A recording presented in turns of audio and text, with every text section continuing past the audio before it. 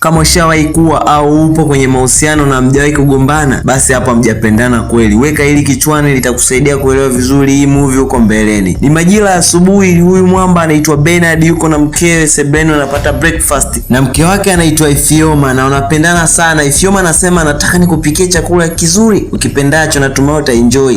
Haina haja ya kupika chakula mchana. Nataka tutoke out na tutakula huko huko. Si itakuwa gharama sana baby. Nishaweka mipangilio yangu. Mchana utanipitia ofisini tukale. Sawa. Basi bwana, hawakwenda mbali sana na nyumbani, wakaenjoy. Ni mwendo wa vyuku tu, lakini mwamba hakushiba, akaamua kushushia tunda la ndoa mpaka asubuhi. Bernard akawa wa kwanza kuamka ili aende kazini, lakini mkewe bado amelala na hajamwandalia hata chai. Baby, uko sawa? Niko sawa, ila nahisi uchovu kidogo. Uchovu? Basi amka twende hospitali. Hapana baby, nitaenda baada ya kupika chakula cha mchana. Au unanitania? Hapana, wewe nenda kazini, mimi kila kitu nitaweka sawa. Basi mabusu mengi na nini. Mida ya mchana Ifyoma akaenda kupima hospitali ili ajue shida nini. Daktari akarudi na majibu, hongera sana. Hongera ya nini? Una mimba? Nina ujauzito. Asante sana daktari, nilijua labda malaria. Akazileta taarifa kwa mumewe kama zilivyo. Nilienda kupima mchana, ila daktari akaniambia nina mimba. Una mimba? Kwa hiyo nitaanza kuitwa baba, si ndio? Yakatembea makumbato na mabusu ya furaha na nini. Baada ya miezi kadhaa kupita, mimba ya Ifyoma imekuwa sasa. Bernard, hivi unisikii? Bernard akambonda na mtu.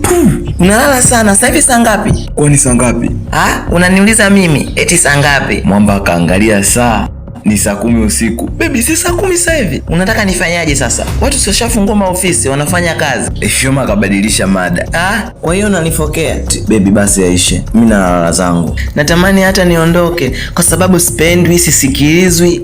Mwamba kaona mambo yasiwe mengi. Haya, ngoja niende zangu. Bernard, saa 10 hii. Unaenda wapi? Unaenda kwa michepuko zako Baby, unataka nini? Hebu sema. Akamkalia kimya wala kumuongelesha. Kazi ipo. Tunatupo mpaka kazini majira ya saa 5 asubuhi. Machizo wamepata break fupi. Tena nashangaa kumuona Ifyoma. Baby, umefuata nini hapa? Nimekagua baadhi ya madhara nyumbani, nimekuta amepungua. Kwa hiyo nikaamua nielekee zangu supermarket nikachukue.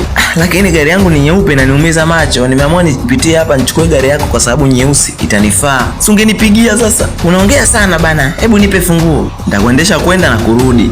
Hebu lete funguo. Haya, umekufa sasa. Wako njiani wanaelekea supermarket, akasimamisha gari. Kuna mwamba alikuwa anapiga honi ili aingie kwenye kona, akamshukia. Unataka kunigonga Kwa hiyo wewe ni kipofu dunia nzima. Mimi nifanyaje madam? Ujui Ngoja nikuoneshe sasa. Wife, unafanya nini? Lakini haja kugonga. Siongei na wewe. Naongea na kofi. Mwamba ikabidi ashuke kwenye gari. Kumbe ni mwanajeshi bwana. Alipoona vile Ifyoma akaanza kurudi kwenye gari lake aingie. Nadhani ni hiki nilichokibeba tumboni, sio mimi. Akapanda kwenye gari akawasha, akaacha vumbi. Mmewe sasa akamwachia kizaza. Piga magoti. Mkeo yule. Mwamba alipopata chance akatimua ndoki. Kesho yake Ifyoma kaja dukani kununua mayai. Nipe mayai 5. Madam, muone kama umekuta wenzio. Huyo ni bora kuliko mimi Madam, lakini umenikuta. Siongei na wewe. Nipe mayai 5 niondoke zangu. Madam, hiyo sio tabia, sio sawa kabisa. Yaani hiyo mimba yako nataka upelekeshe kila mtu. Akarudi nyumbani kumuita mumewe. Mbona wife karudi nyumbani analia? Kwani kuna shida gani? Mkeo kaja hapa anatukania wateja na biashara yangu. Basi sawa, siku nyingine ikirudia usifanye hivi, maana wote ni wateja wako. Haya, tupe mayai tuondoke.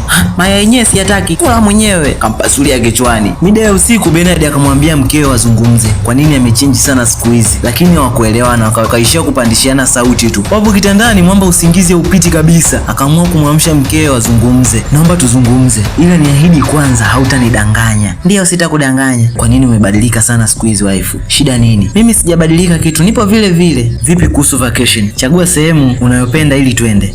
Twende Dubai? Hapana bwana wife, chagua sehemu za karibu, sio nje ya nchi. Chagua hata Karabao, Abuja. Ni pazuri mbona? Kila siku Karabao, kila siku Abuja. Labda twende ouch.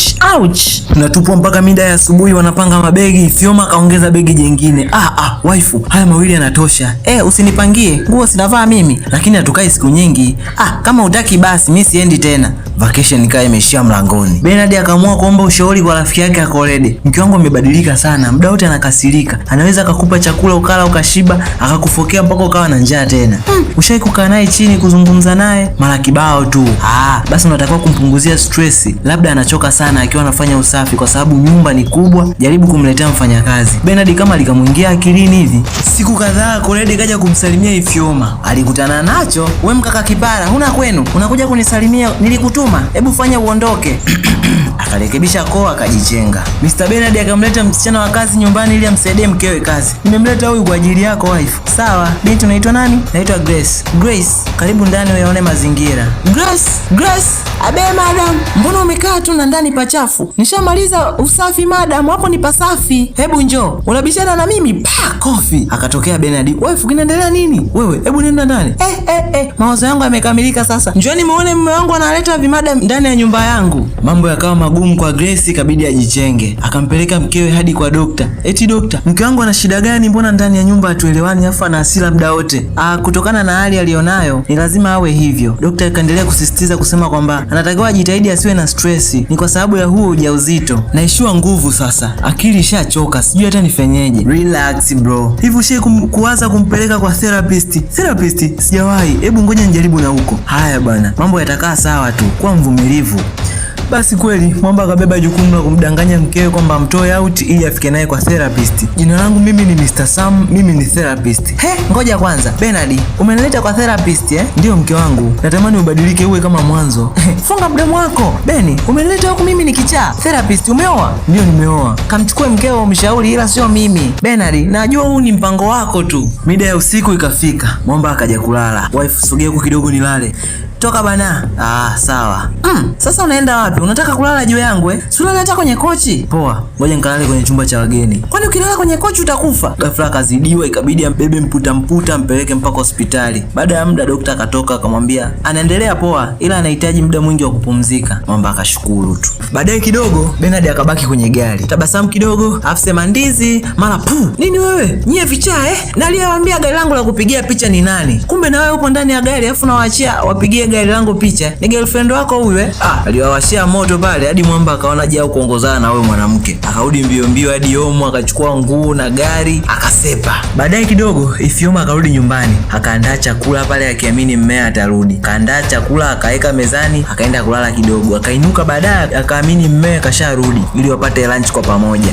Hii sio kawaida. Akarudi kumtafuta. Lakini hola, akarudi kufunua chakula kipo kama alivyokiacha. Akapata akili ya kumpigia Kolede rafiki wa mmewe. Halo, samani kwa usumbufu. Umenionea mme wangu? Maana apokei simu. Hapana, sijamuona wala yupo kwangu. Kipi uelewi? Huku upande wa pili Mwamba Bernard aokoti simu za mkewe karibia wiki nzima. Akajiandaa elekee kazini, mara akamuona njiani. Akambadilishia njia, hataki kabisa kuonana naye. Mkewe ananisumbua, anataka kuone. Akikupigia usimpokelee. Lakini yule ni mkeo na ana ujauzito wako. Fanya umsamehe tu, kashajifunza tayari. Basi Mwamba akaona mambo yasiwe mengi, yule ni wife. Bibi haamini kama dume limerudi nyumbani. Nisamehe sana mme wangu. Kwa lipi tena wife? Kwa yote niliyowahi kukutendea. Najua nimekuumiza hapo nyuma. Na Mwamba akakunjua roho. Nilikumisi sana. Pale uchungu ukamshika. Basi wakabahatika kupata mtoto wa kike na wakarudi kuwa kama mwanzo. Wanapendana, wana furaha ya kumwaga. Asante kwa kufuatilia Goma ili mwanzo mpaka mwisho. Mimi ni Champi at B9. Usisahau kunifollow kwenye mitandao mingine ya kijamii natumia kama Champi TZ, IG, FB, TikTok na YouTube. Tukutane recap ijayo. Bye.